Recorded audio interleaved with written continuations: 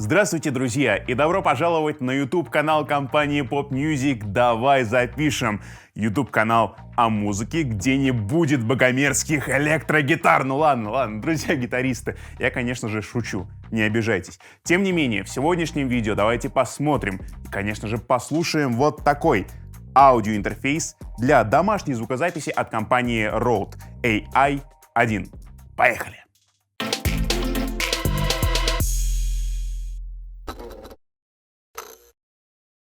Как всегда, перед началом нашего обзора давайте откроем коробочку и посмотрим, что же все-таки идет вместе с этим аудиоинтерфейсом в комплекте. Давайте же смотреть, что у нас находится внутри коробки. Ну, во-первых, сам аудиоинтерфейс, который мы уже достали. Во-вторых, карточка-визитка, с помощью которой вы сможете скачать бесплатную версию Ableton Live Lite на сайте Rode. Так, это руководство для начала работы. Естественно, провод Type-C. USB обычный на USB Type-C, который у нас имеется в самой карте. Ну и силкогель, чтобы это все у нас дело не промокло. Как-то так.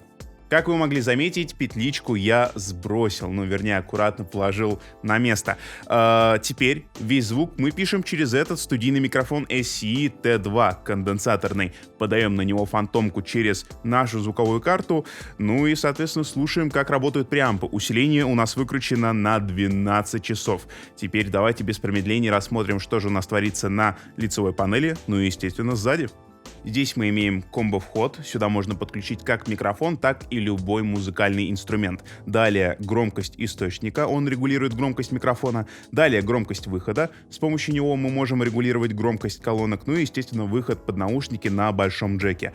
Также каждый из крутилок у нас нажимается. Нажатие первой, то есть громкости микрофона, у нас подает фантомку на конденсаторный микрофон. Она у нас сейчас идет, и отжимать ее не буду, чтобы не сбивать запись, это понятно.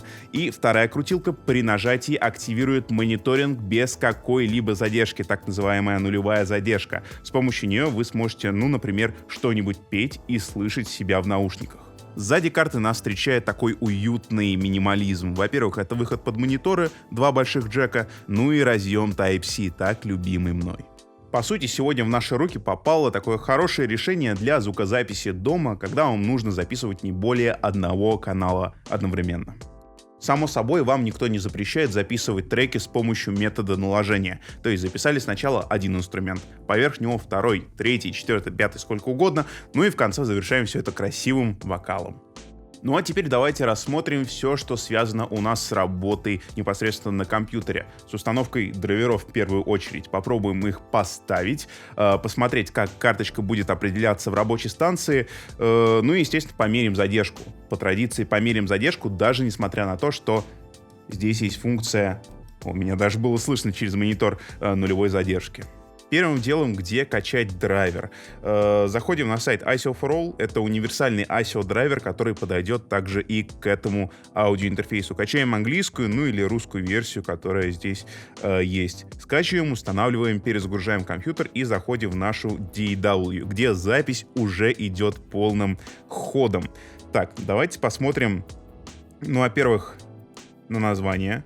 ISO for All, вот он, этот драйвер, определяет два входа, не знаю почему, но все же, хотя тут моно самое, что ни на есть настоящее, и два выхода тут действительно есть, с этим не поспоришь.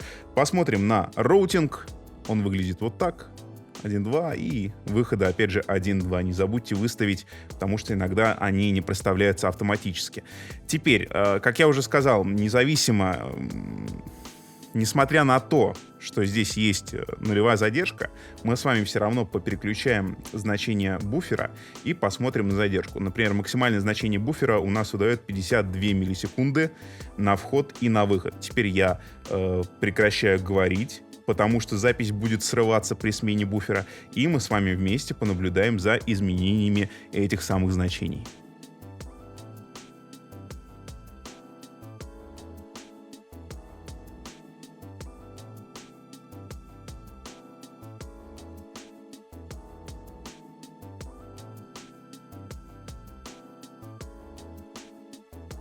мы с вами плавно приблизились к тестам, и сегодняшний тест я предлагаю сделать немного интересным. Как я уже сказал, это карта одноканальная, и если вы хотите писать большие музыкальные треки, то одноканальной картой можно писать методом наложения, то есть записать сначала одну дорожку, потом вторую, третью, четвертую и так далее. Этим самым методом мы с вами давайте и будем пользоваться.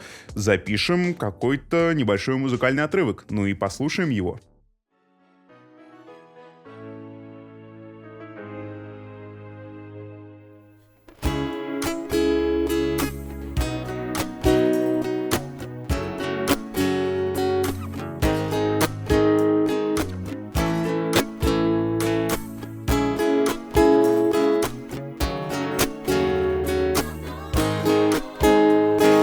Лето — подарок природы, радует теплой погодой.